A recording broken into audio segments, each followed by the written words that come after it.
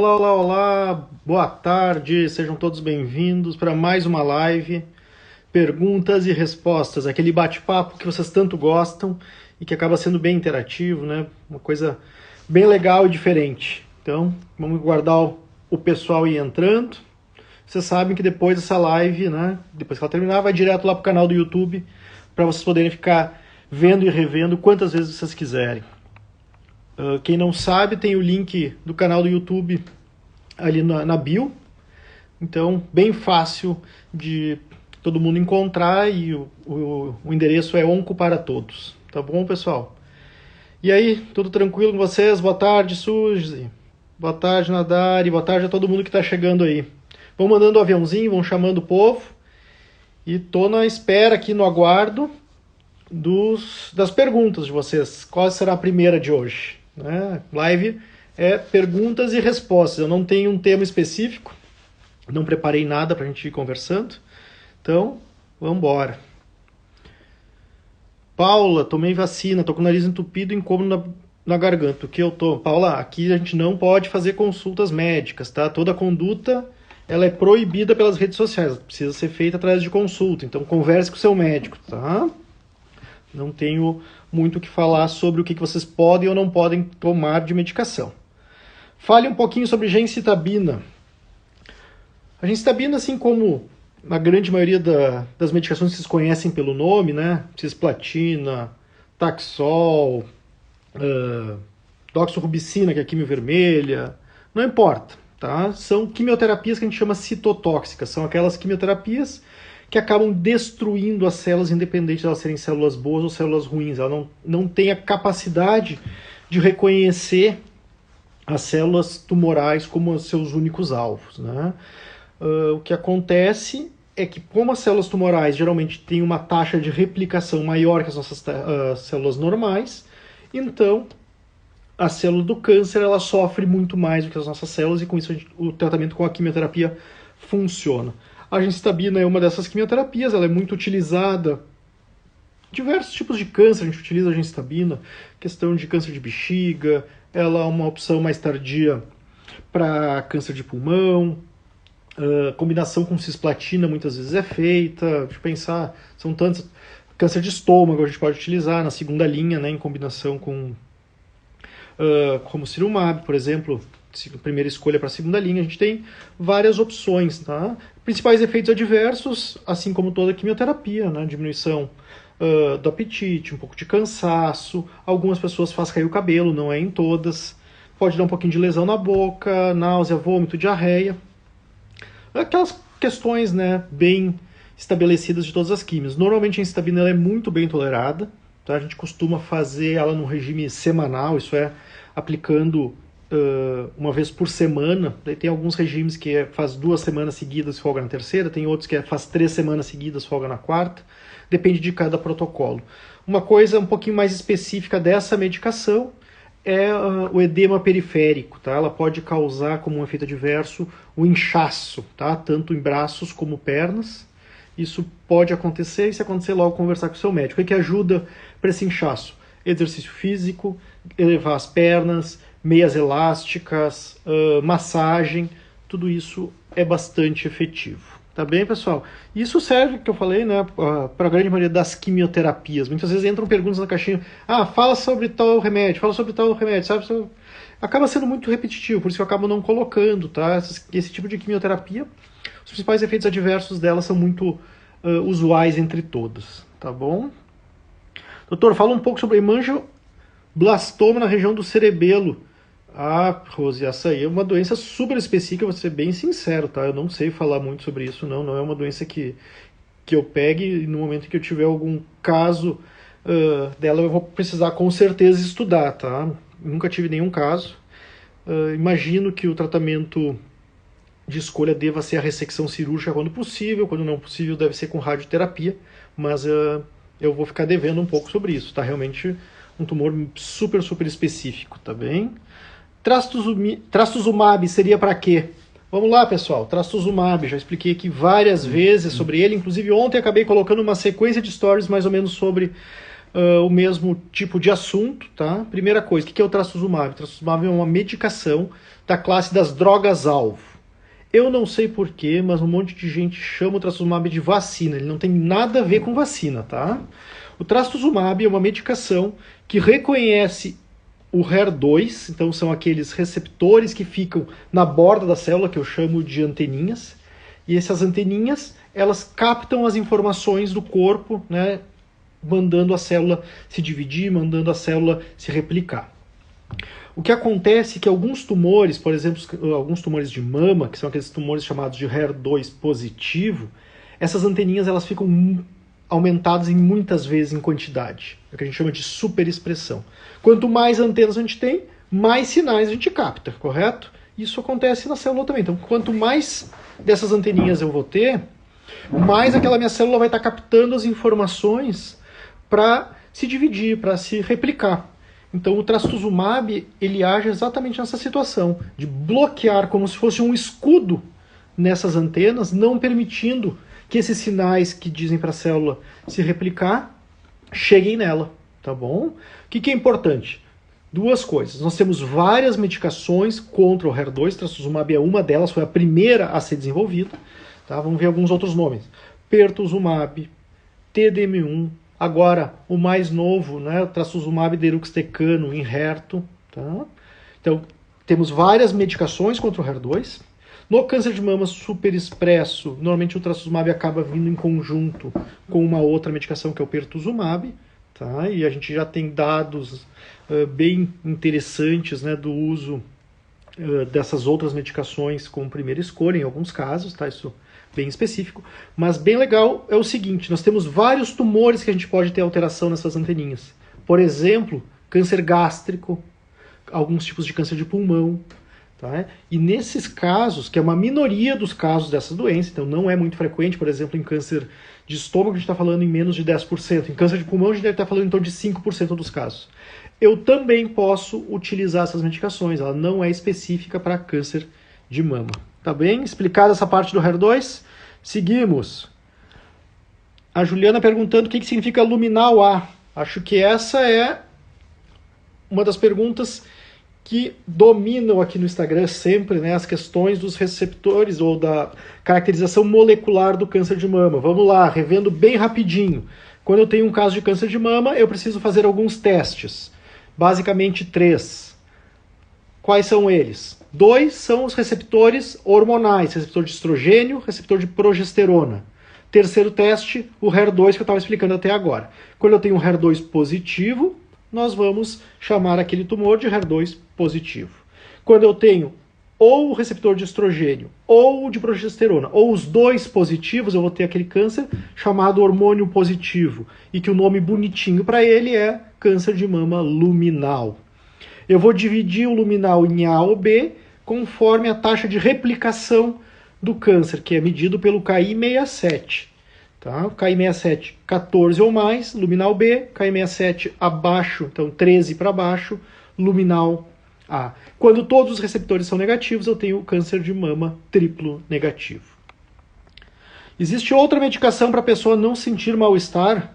Olha, existem milhares de medicações, né? Tudo vai depender quais são os sintomas que está acontecendo e o que a gente quer tratar especificamente. Né? Se o mal-estar é uma dor, eu preciso usar um analgésico. Se o mal-estar é ânsia de vômito, eu vou usar um antiemético, né? Um remédio contra o vômito. Então assim vai. Existem muitas medicações e todas elas com o potencial, ou o nosso intuito de usar é de deixar a pessoa melhor. Fiz mastectomia há 22 dias e provavelmente farei a radioterapia. Depois de quanto tempo posso fazer a reconstrução? Esther, isso tem que ver, é bem específico do mastro, tá? Eu não sei responder exatamente em tempo pós-radioterapia. Eu sei, escutando o que os mastros falam, né, que é o cirurgião, o melhor momento sempre é no momento da cirurgia, senão depois tem que ver com o mastro qual que é o melhor momento, tá? Isso é uma questão bem cirúrgica. Você sabe que eu não sou cirurgião, eu sou oncologista clínico. Então, questões de técnica cirúrgica, né, foge da minha especialidade. Estou fazendo quimioterapia, posso tomar vacina da febre amarela? Olha, a priori não, tá? Tem que checar com bastante cuidado, porque a febre amarela é uma vacina de vírus vivo atenuado, se não estou muito enganado. E como a quimioterapia baixa as defesas do organismo, né, mesmo sendo um vírus vivo, um vírus que está atenuado, ele teria algum potencial. Mas posso, tá? Estou tirando da cabeça aqui, eu não tenho certeza, isso não é o meu dia a dia. Tem que checar nos locais que fazem a vacinação, dizer que está fazendo quimioterapia e ver se pode. Hoje as perguntas estão vindo bem fora da oncoclínica, né? Umas coisas bem diferentes. Então, estou passando trabalho com vocês, estou gostando, seguimos nessa. Alguma contraindicação para suplementos como glutamina? Não, nenhuma contraindicação, desde que seja prescrito por um nutricionista ou pelo oncologista, tá? Lembrar que muita gente, vou tomar vitamina que não tem problema. Vitamina também intoxica, tá? Já tive casos, né, eu lembro um caso muito marcante que aconteceu quando eu estava na residência de medicina interna, uma senhora, em torno de 60 anos, que internou em coma e a gente não descobriu o que ela tinha. Começamos a investigar. O cálcio dela estava lá nas alturas. Descobrimos que, na verdade, ela estava fazendo uma super reposição de cálcio e vitamina D por conta própria. Com isso, acabou entrando em hemodiálise, coma. Foi bem difícil até que a gente conseguiu desintoxicar ela. Tá? Então, cuidado, pessoal. Sempre, né, qualquer suplementação indicado, né, prescrito pelo médico ou pelo nutricionista. Fale um pouco sobre terapia-alvo. Estava explicando um pouco, né, sobre a terapia-alvo em relação ao HER2. A grande ideia que está por trás da terapia-alvo é algo, né, que no nome já vem. É um remédio, então uma terapia, um remédio, contra um alvo específico. Então, tem alguns tumores em que a gente já conseguiu reconhecer alterações que são próprias dele. Por exemplo, essa superexpressão do HER2. Por exemplo, alterações em câncer de pulmão, chamadas EGFR, ALK, ROS, tem outras, tá? Câncer de bexiga, né? Mutação de FGFR. São esses nomes estranhos. Então, tem alguns tumores que apresentam essas alterações específicas e se conseguiu desenhar remédios contra essa alteração. Então, pensa, eu tenho uma alteração X aqui, vou dar um nome dela, então de alteração de EGFR, eu tenho um remédio que reconhece essa mutação, esse EGFR. Então ele vai lá e se liga apenas naquelas células que têm a mutação. Por que é terapia-alvo? Porque ela só funciona nesse alvo. Doutor, eu não tenho nenhum alvo, mas eu quero usar. Não adianta, não funciona. O remédio fica perdido no corpo, porque ele não encontra aonde atacar. Tá bem? Então, isso é o que está por trás da terapia-alvo. Só funciona em quem tem a mutação específica. Trastuzumab, quais efeitos colaterais? Trastuzumab é muito bem tolerado, tá? Uma medicação que, de uma forma geral, não traz maiores dificuldades no seu uso. Ela não é uma quimioterapia, então não diminui imunidade, não cai cabelo, não costuma aumentar cansaço, não dá náusea, não dá vômito, nada disso. Tá? O que a gente tem que cuidar é com o coração, toxicidade cardíaca, porque ela pode alterar, diminuir o que a gente chama de fração de ejeção. O que é fração de ejeção? É o quanto que o coração consegue mandar de sangue para frente. Tá? O coração é uma câmera que recebe sangue e manda ele para frente. Recebe, manda para frente. Tá? E o trastuzumab pode, de alguma forma, dificultar isso, deixando o coração mais fraco. É por isso que quem usa trastuzumab precisa fazer um controle cardíaco regularmente. Vamos lá. Cistoadenocarcinoma hepático. Olha, hoje é o dia das doenças diferentes, hein? 48 anos, quimio branca, 12 sessões, cirurgia não indicada no momento. Alternativa, a avaliação, se não pode fazer cirurgia, nós vamos ter que buscar uma terapia sistêmica, tá? Tem que ver qual que é a melhor opção, dependendo do tamanho de lesão. Se não está indicada a cirurgia, provavelmente é uma lesão grande, né? Então deve estar contraindicado os outros procedimentos locais, como radioterapia ou embolização, coisa do tipo, mas teria que estudar também, ver, né? Cistoadenocarcinoma hepático não é nada comum. Tem que buscar algumas alternativas. Eu vou ter que pegar o livro de oncologia e deixar aqui do lado, porque vocês realmente hoje buscaram aquelas doenças que, vou ser bem sincero, em 6 anos, várias dessas que vocês colocaram aqui eu nunca vi.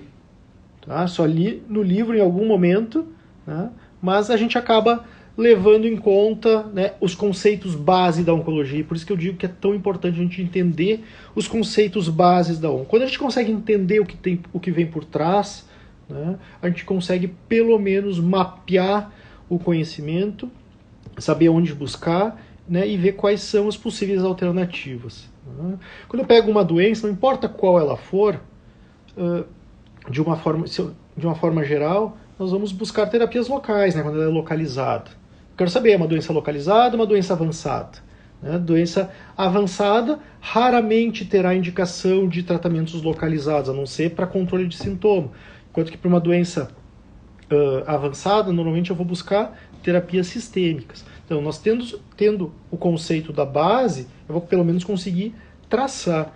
E a outra coisa importante para o oncologista é saber aonde buscar o conhecimento também. Doutor, fale um pouco sobre câncer de mama triplo negativo. O câncer de mama triplo negativo é aquele câncer de mama então, que não tem nenhum dos receptores positivos. Isso faz com que eu não tenha droga-alvo contra ele. Não adianta eu usar hormônio, não adianta eu usar trastuzumab, né? Ou uma droga contra o HER2. Por quê? Porque não tem aonde se ligar. Ele não tem nenhum receptor positivo, ele não tem marcadores positivos. Então o seu tratamento ele vai ser sistêmico, quando nós falamos de uma doença avançada. Tá? Quimioterapia, quando eu precisar de algum tipo de tratamento para o triplo negativo. Mas vamos dar um passinho atrás. Vamos lá, pessoal. Vocês já sabem isso, eu não canso de falar aqui, porque é a primeira coisa que a gente precisa responder. Esse câncer de mama triplo negativo, ele é avançado ou ele é localizado? Então, estadiamento, isso é o principal. Estadiamento é o mapeamento do câncer no corpo. Quando eu tenho uma doença localizada, eu vou fazer terapias com o intuito de cura, de resolver a situação. E no caso do câncer de mama, a cirurgia fará parte.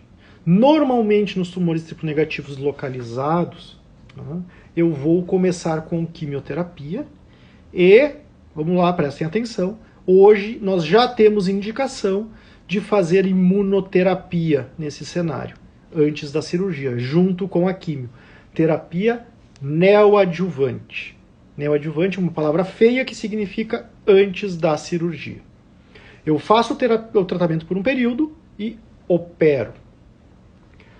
Volto para a patologia, então eu vou reavaliar a peça cirúrgica e conforme os dados daquela peça cirúrgica, eu vou avaliar qual foi a minha resposta à terapia. É uma resposta completa, uma resposta parcial ou não teve resposta? O que significa resposta? É o quanto que o tumor diminuiu com o tratamento antes. O que a gente busca sempre? Resposta patológica completa. O que é isso? Não ter mais células de câncer no material da cirurgia. Porque a gente sabe que quando a gente atinge a resposta patológica completa, diminui as chances da doença voltar, aumenta as chances de sucesso. Ai, doutor, então eu estou ferrada porque a minha não teve resposta patológica completa, ainda tinha um pouco de tumor. Não é verdade. Não significa que porque não teve resposta patológica completa que vai voltar a doença. Dizer que diminui a chance de voltar quando eu tenho resposta patológica completa não significa dizer que se não tiver, vai voltar. Uma coisa não é sinônimo da outra, não são opostos. Então, óbvio que ter resposta completa é melhor, mas fazer o tratamento, conseguir diminuir, conseguir retirar toda a doença, sim, me dá a chance de resolver a situação. O que acontece é que quando eu não tenho a resposta completa, eu vou fazer mais um pouco de tratamento. Eu vou fazer mais quimioterapia, né, aquela quimioterapia que vocês chamam, né, da quimioterapia oral, que é o Xeloda, capecitabina. E nos casos que estão fazendo imunoterapia, a gente mantém a imunoterapia até completar um ano. Importantíssimo a gente lembrar sobre câncer de mama operado com... Qual é a melhor cirurgia para câncer de mama? A melhor cirurgia é aquela que retira toda a doença. Ah, então é a cirurgia completa da mama. Não foi isso que eu disse. Eu tenho que tirar toda a doença. Se isso for possível do ponto de vista técnico, aliado com uma questão estética, a cirurgia conservadora está muito bem indicada. Então, eu preciso é que saia com margens livres. E importantíssimo, quando eu fizer uma cirurgia que não seja mastectomia, venha a indicação de radioterapia já de reboque. Tá? Fez cirurgia conservadora, vai ter radioterapia. Doutor, eu fiz mastectomia, preciso fazer rádio? Depende. Alguns casos, que não são muitos, vão ter indicação de rádio também, tá? Mas são a minoria dos casos. Entendido isso, pessoal? Vamos lá. Tenho metástase na pleura, já fiz até PET e não aparece o primário. Esses casos em que a gente tem um diagnóstico de uma doença metastática, tá? Mas não tem o primário, nós chamamos de carcinoma de primário oculto, ou neoplasia de tumor primário oculto. Tá? Por que oculto? Porque a gente não sabe onde é que está. Vamos pegar o seguinte, vamos pegar um exemplo. Apareceu uma lesão de 3 centímetros no pulmão. Não tinha nada, fiquei doente, fiz uma tomografia para ver outras coisas, apareceu um nódulo no pulmão, 3 centímetros. O que é esse nódulo? Tá? Estou indo para o lado do câncer, tá? Não estou pensando nas outras coisas, né? Todas as doenças benignas que podem ser. Estou falando especificamente de câncer. Tem um nódulo no pulmão que é câncer. Isso pode ser câncer de pulmão. Então, o que é o câncer de pulmão? É o câncer que nasce no pulmão, né? Aquele primário de pulmão. Mas ele pode ser um câncer no pulmão. O que eu quero dizer com câncer no pulmão? É um câncer que nasceu em outro local e foi parar no pulmão. Então é uma metástase. Entenderam essa diferença? Câncer de pulmão para câncer no pulmão? Isso serve para qualquer metástase, tá? Quando a gente faz a biópsia, o patologista ele consegue me dizer pelas características da célula se é uma doença metastática ou se é uma doença primária. Quando é uma doença metastática, ele pode, através de alguns exames, né, me dizer de onde é que veio. Como assim, doutor? Todo câncer, ele deixa, digamos assim, impressões digitais, né? Aquelas impressões, como nós, né? Ele deixa vestígios de quais foram as células que deram origem a ele. E na imunohistoquímica, que é um exame feito no material da biópsia, o patologista tenta identificar essas impressões digitais. E muitas vezes ele consegue encontrar e me dizer, olha, essa é uma metástase de um câncer de mama, porque tem essa e essa e essa impressão digital. Ah, esse é uma metástase de um câncer de intestino, porque tem essa e essa e essa impressão digital. Às vezes, o que ele pode me dizer é o seguinte, olha, Juliano, é um câncer, ele é uma metástase, mas eu não consegui identificar de onde ele surgiu. É o que a gente chama de carcinoma de primário oculto. Tá? Esses casos, né, nós acabamos tratando eles, muitas vezes, com quimioterapia, embora cada vez mais nós temos individualizado essas situações, né, e às vezes tratado elas conforme quadros clínicos que trazem mais sugestão, digamos, de um possível local do primário. Viviane, boa tarde, doutor. Câncer de mama, triplo negativo, químio, cirurgia, resultado diz que foi tirado um tumor de 3 centímetros. Quer dizer que não tive resposta completa? O que tem que olhar, tá, é se tinha células viáveis aí. Às vezes no laudo vem, né, como uma área primária de 3 centímetros, mas com células necróticas dentro. Mas normalmente quando eles conseguem descrever o tamanho de área de lesão, normalmente é porque tinha células viáveis ali, mas tem que olhar com calma no laudo. Câncer na pleura tem cura. Existe o câncer primário de pleura, chamado de mesotelioma. Tá? Mesotelioma, sim, pode ter cura, tá? Sem dúvida nenhuma. Tratamento primário dele, cirurgia, vai ter complemento com radioterapia em alguns casos, né? E assim a gente vai andando como todos os tipos de tumor. O doutor fala sobre o carcinoma intraductal in situ. Vamos falar sobre o carcinoma in situ, então, tá? Isso é importante. Só um segundinho, só um golinho d'água. Para entender essa questão do carcinoma in situ, vamos dar um passo atrás e vamos entender o que é, da onde que surge o câncer, tá? Prestem muita atenção nisso que eu vou falar, tá? Isso é algo que eu falei, que eu vou falar bastante na aula de segunda-feira, tá? Recomendo que todos venham para a aula porque vai ser realmente muito interessante. Vou pegar todos esses conceitos que estão sempre me perguntando e vou exemplificar ele a partir de casos clínicos. Então, se fosse vocês, não perderia essa oportunidade, tá? Que ela é única mesmo. O pessoal que participou da primeira parte da aula gostou muito. Vários elogios. A aula está gravada para quem... Ah, doutor, não consegui pegar a primeira parte da aula. Não tem problema. Se